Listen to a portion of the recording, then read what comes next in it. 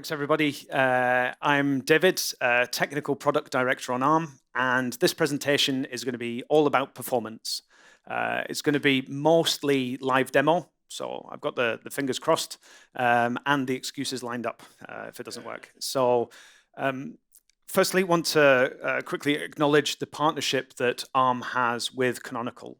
It's one that goes back almost 20 years now, from the first Ubuntu support on what was at the time 32-bit Arm device back in 2008.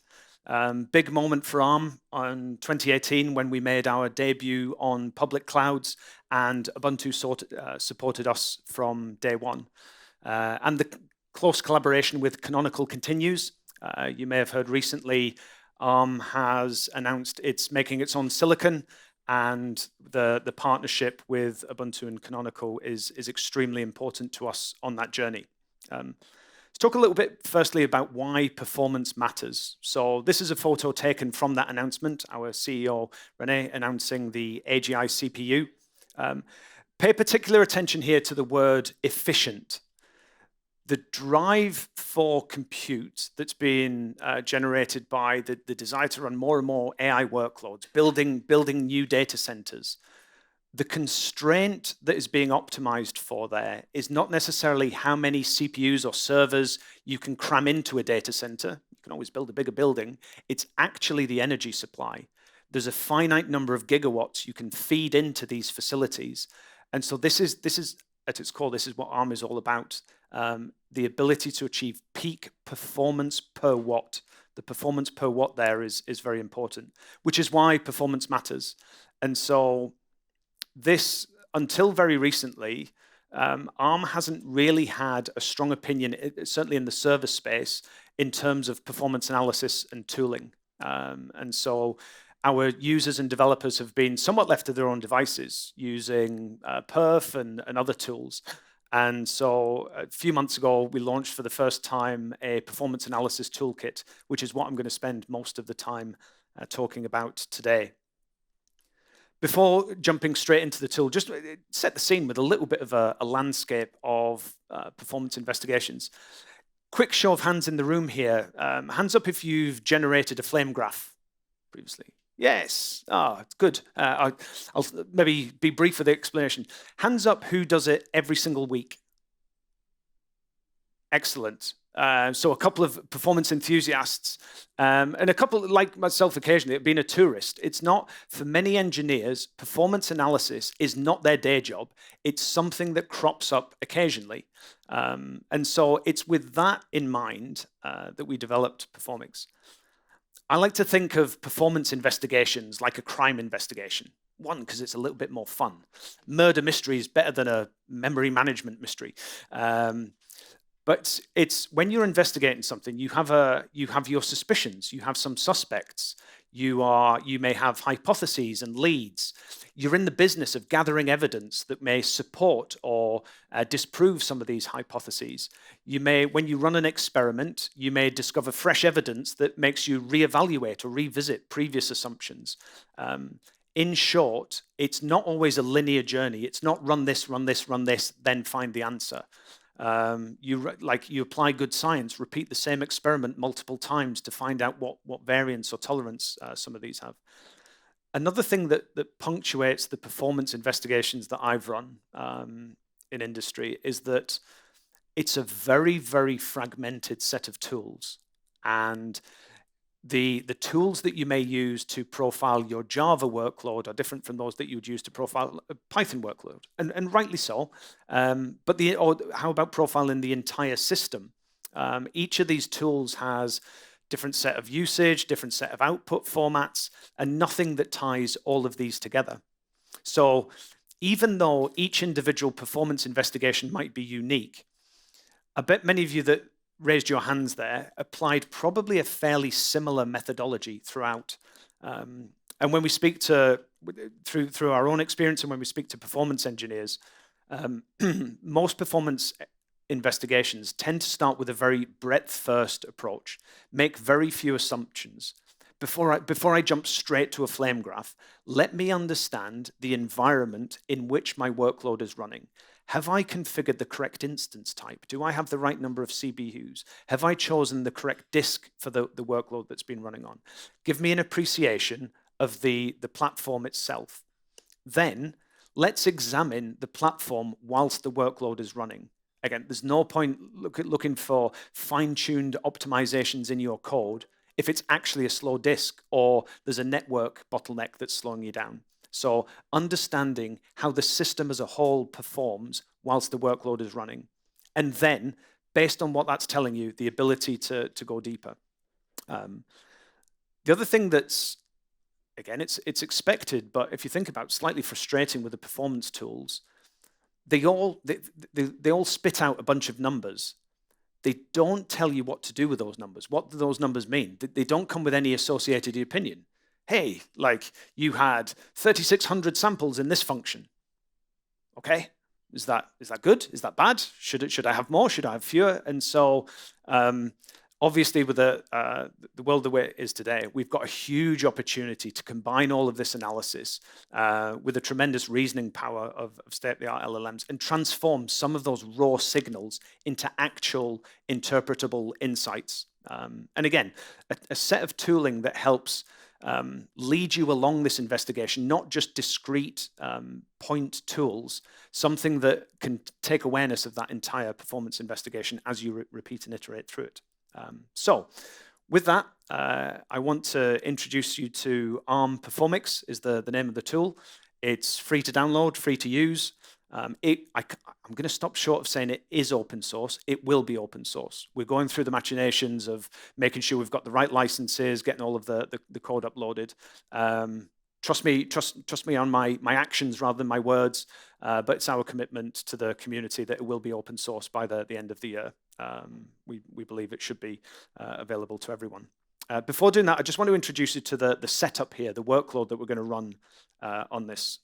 And so I'll walk you through this piece by piece. So Performix, I'm going to show you the UI. We have a command line associated with it as well. It's all running on my local laptop here. It's connected via SSH to a Google Cloud instance. That's an Axion instance. It's actually a fairly powerful one. It's a 96-core Metal instance. I'll come back to why it's a Metal instance rather than a VM. The operating system, Ubuntu 26.04, of course. And on top of that, we have an inference workload. And so for those of you that may be familiar with the ML Perf set of benchmarks or benchmarking suites, a machine learning benchmark that seems to be gaining popularity. And what we've done for the purpose of this demo is extract some of those components for you. So it's all wrapped in a Python script at the top, but it's going to be a speech-to-text workload. So it's got a bunch of raw audio files that have been neatly processed with Jive Talking into the requisite format. And using VLLM as the runtime, the engine to drive that, it's going to run the speech-to-text inference, and that's and all using PyTorch as the backend there. So I'd like to think this is fairly realistic. It's a chunky workload. It's going to make good use of the CPUs, as we'll see shortly. Okay. So with that, do you know what? Unplanned. There's a new version. While I've been here, the developers have been hard at it. Do you know what? I'll not take the risk of. Oh, it's so tempting, isn't it? So tempting. There's an update available. No. If there's no questions, we'll maybe experiment with the new version. So two quick concepts to get you familiar with, targets and recipes, because I'll lean on these. So targets, these are the systems that you're going to be connecting to. That was the Google Axion instance that we're going to make an SSH connection to. So you see, I've got 4 targets here configured, as you may want to run these experiments on a number of different systems and evaluate different instance types, different OS configurations, etc. So to add a target, simple case of adding the SSH credentials. So you've got the host, your username, the port, any SSH keys, password protection, and jump node support if you bounce via a proxy service. I already have this configured, and Just going to double check that we can see it. That's good. And again, one of the things, I'll keep repeating this as we go through. One of the things that we've spent a lot of time on Performix is managing the dependencies on your behalf. Again, many of you said that yes, you had over the course of your careers had opportunity to create flame graphs and all of those kind of things. One of the painful bits is remembering what were the tools, what were the commands, what do I need to install on this machine to be able to do that. We've taken strides to try and make Performix handle those dependencies on your behalf. So it's going to do a lot of those pre-flight checks to try and make this easier. Anyway, so that's targets, and the next concept is recipes. So these are some of the workflows, the common patterns that are going to encapsulate a bunch of tools and perform some analysis for you. So you can see we've got a number, 2, 4, 6, about 8 recipes there. You'll notice that some of them have this nice, either the traffic cone or the beaker next to them. The beaker represents that's experimental. We treat Performix as a toolkit rather than a single individual tool itself. The direction of travel for Performix is eventually this will become extensible. So those of you that have got your own recipes, your own best practices, your own tools, you'll be able to drop it in and be able to execute these tools alongside the framework. That's the vision, and it's not quite there yet. But part of the open sourcing it is giving you all the opportunity to add and augment this. Okay, so we're going to start by running the system characterization recipe. So this is the first step on a performance investigation. It's going to take a look. There's no workload running at this point. It's just going to assess the system. And the way it's going to do that is by running a series of micro benchmarks. You can see some of them at a fairly low level. You can see there's some NUMA bandwidth, core-to-core latency. And what that's going to tell us is just a general appreciation of what this system itself in isolation is capable of. And that's going to be useful so that we can compare against if you're migrating your workload to an ARM-based system from a different platform, you're going to be able to do that comparison and make sure that the raw credentials of the system match. I've selected my target. Again, it's done the check to make sure it's ready. It's pre-flight checks here to make sure that all of the dependencies are installed. And off we go and run the recipe. So what's going to happen now is that's going to SSH to the target, the Google Axion instance. It's going to run these micro benchmarks, and it's going to report its findings. Now, actually, because this is a beefy system, I'm going to Blue Peter this a little bit and just stop it in its tracks, but show you one of the artifacts that this system characterization recipe. Here's a graph as an output of one of those benchmarks. So here on the x-axis, horizontally along the bottom, you have different data sizes, and in the y-axis, you have the bandwidth achieved for reads and writes from a single thread. So if I read and write an object of this size, what kind of bandwidth can I get?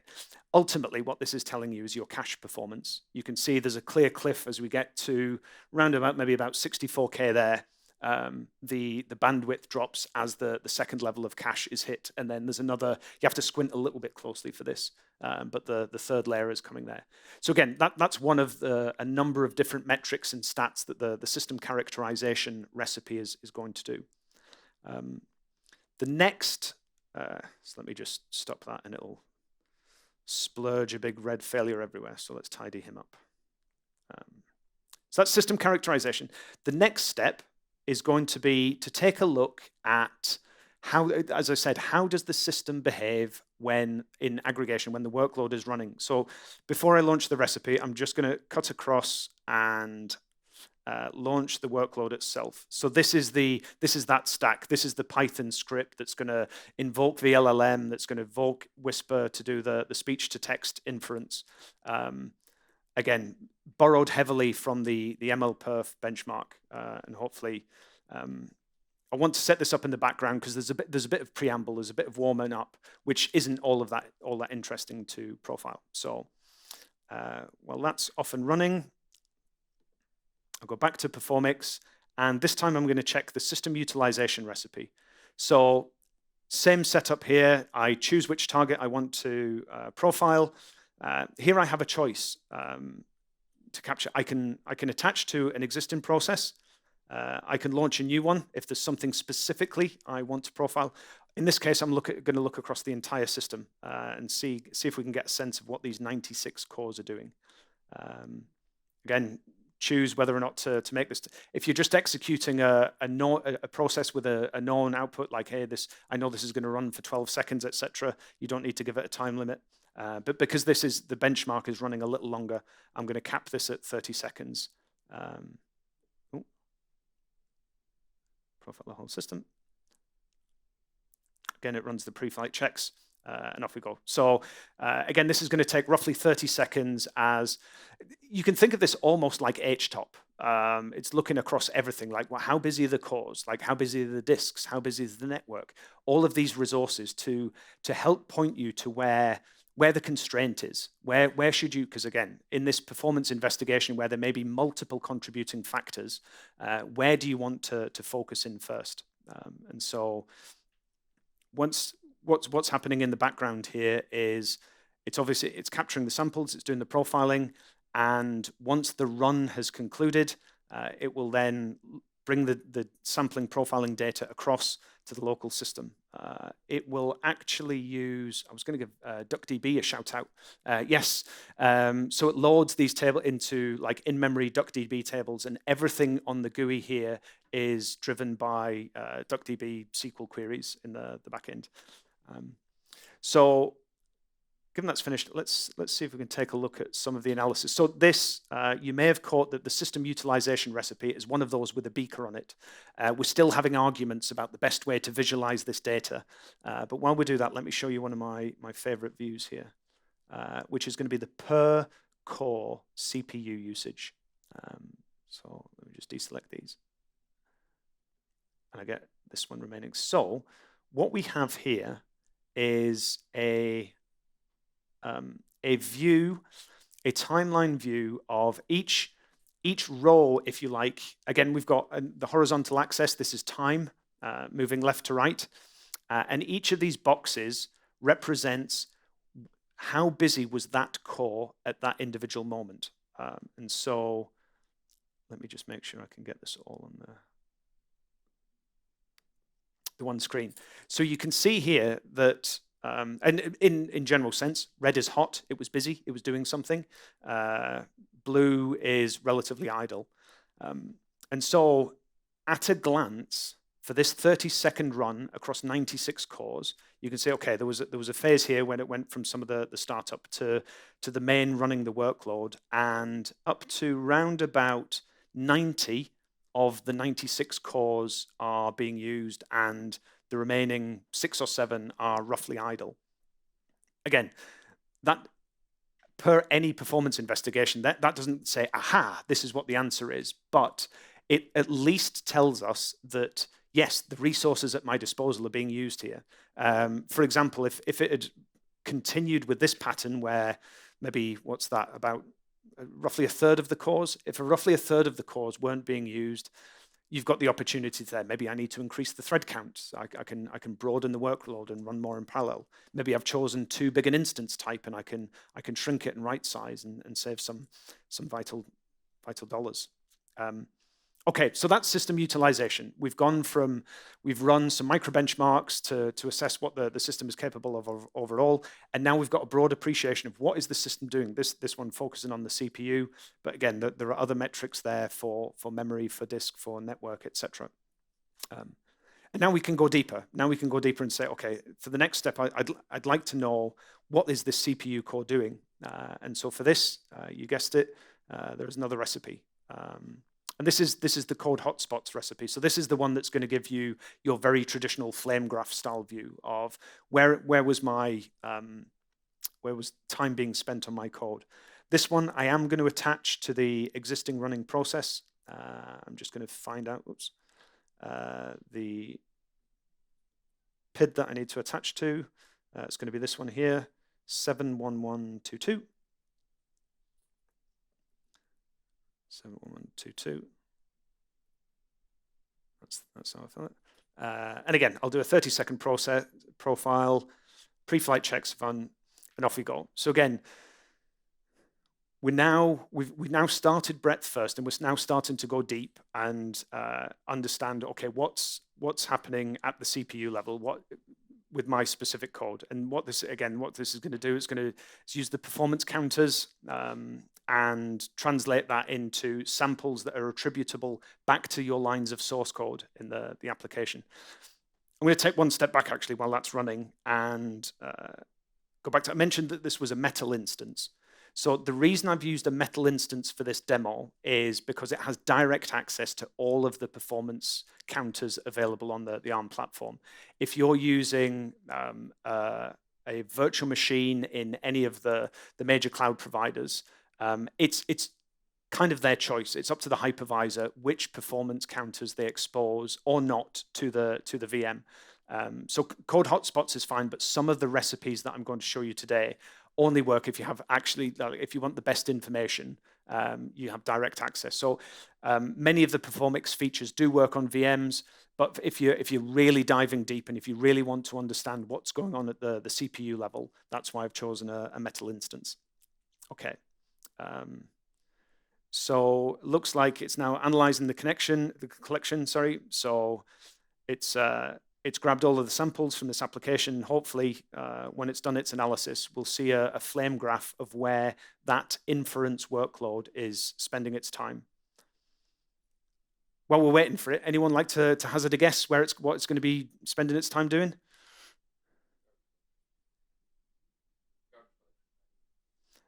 The answer to most of these workloads, and every time I've profiled it, when you pull away everything from the top, where it actually lends spend its time, it's all matrix multiplications. It's all that's where. And so, okay, thank you. It didn't contradict me.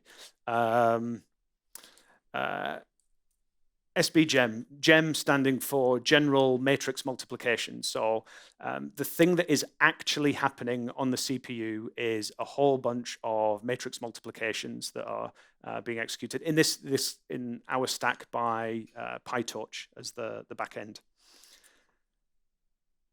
And so I'll show you another couple of recipes where we can go deeper still. And I'm not going to run it because I guess you get the sense of like, okay, you go in, you choose the recipe, you select your target, you select the parameters. So I won't, I'm going to use some that I have pre-canned.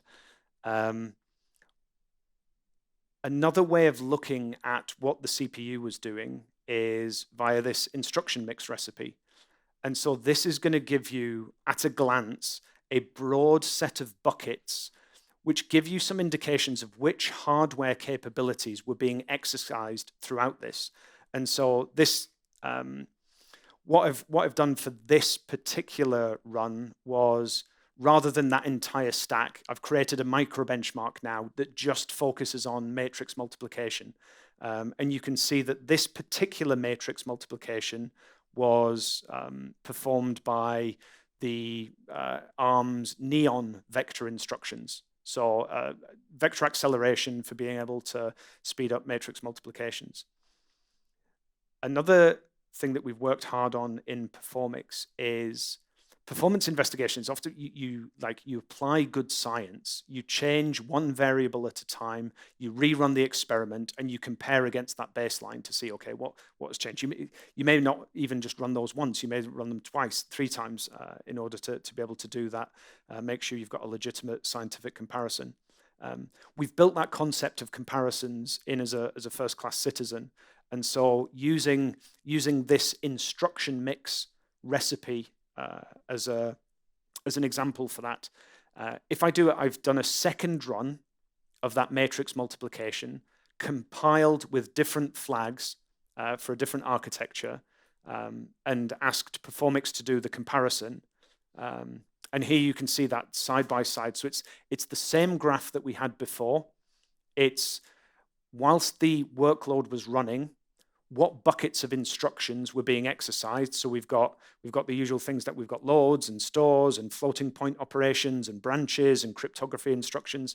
So we can see at a glance the kind of mix of instructions that were being run.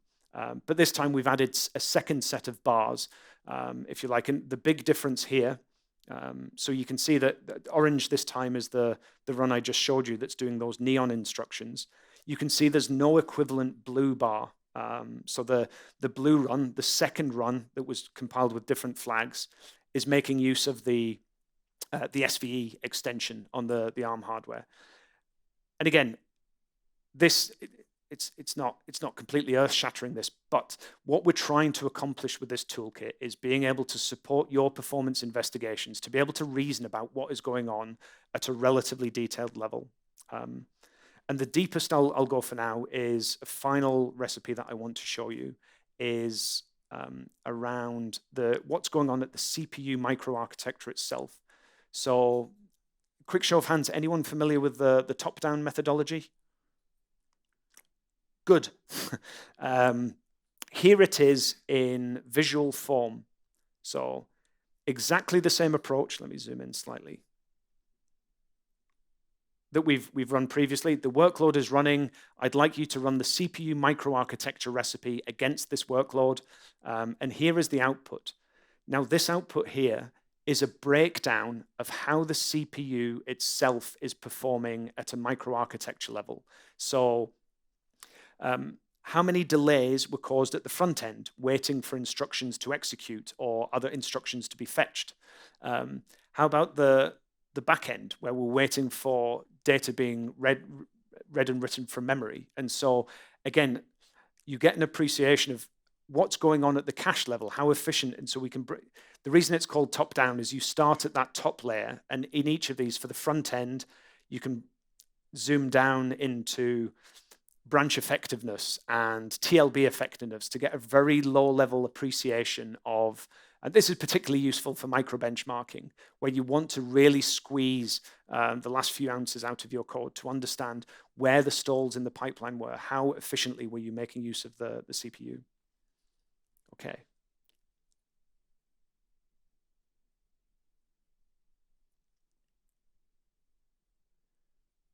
So a quick recap of all of that. I appreciate that was a reasonable amount coming at you relatively quickly. Targets and recipes, the ability to connect to one or more systems and run a variety of different recipes. Some of those that started very breadth first to give you an appreciation of the entire system and its capabilities, and then diving deeper, specifically on the CPU. Where was it spending time with code, and then diving deeper still with instruction mix and the CPU microarchitecture breakdown. This is just reminded me that there was one small feature I didn't show. Let me see if I can find it here. Okay, so this is a flame graph, and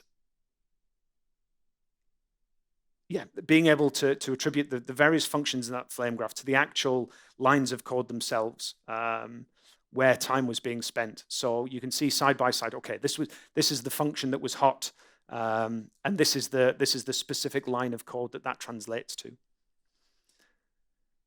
The final thing I want to show is the combination of all of this analysis with the reasoning power of an LLM. And so, of course, as we were thinking of Performix, there was like, if many people today, if you just run perf with Claude, you can actually get pretty far. Its ability to analyze your code and suggest improvements is of course, that's pretty strong. But it's all based on static analysis. It's all, and if you've got hundreds of thousands of lines of source code in your code base, it's not always feasible to say, this is the thing I need you to optimize. And so what we've done is we've combined all of that profiling information. So we know the target platform and its specs and what it's capable of. We know your source code. We know the disassembly of that source code. We know which samples are hot. We know how the CPU is behaving when that's running. When you provide that in a nice, neat package to an LLM, the ability for it to sort of reason and provide suggestion on how to optimize becomes ridiculous. And so a quick demo of this. So the way that we've delivered this with Performix is via an MCP server.